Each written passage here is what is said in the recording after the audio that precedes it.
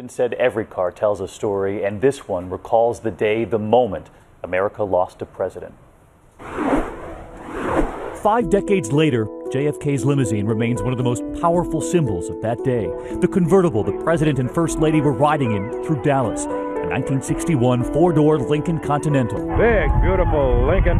Nearly 50 years after those shots rang out in Dealey Plaza, there is now near silence when people see that car, where it now sits at the Henry Ford Museum in Dearborn, Michigan. We all have images of that day burned into our minds, and every one of those images includes that car. It's such a vital and intimate part of the assassination. I mean, that's where the president's life essentially ended, so people are really drawn to it. So many asking those what ifs.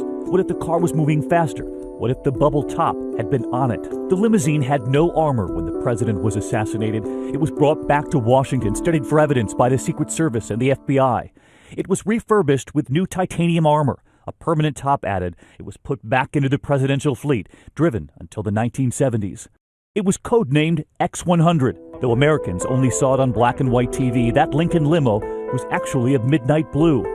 It's been said President Kennedy did not like the bubble top, and when the rain cleared that fateful Friday, the bubble was removed as the sun emerged in Dallas. Standing orders in the Kennedy White House where anytime the weather would permit it, that roof came off.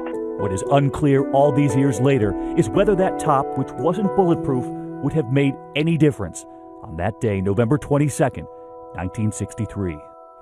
And the museum told us late today that Clint Hill, the First Lady's Secret Service agent who jumped into the car that day, will revisit the limo this week.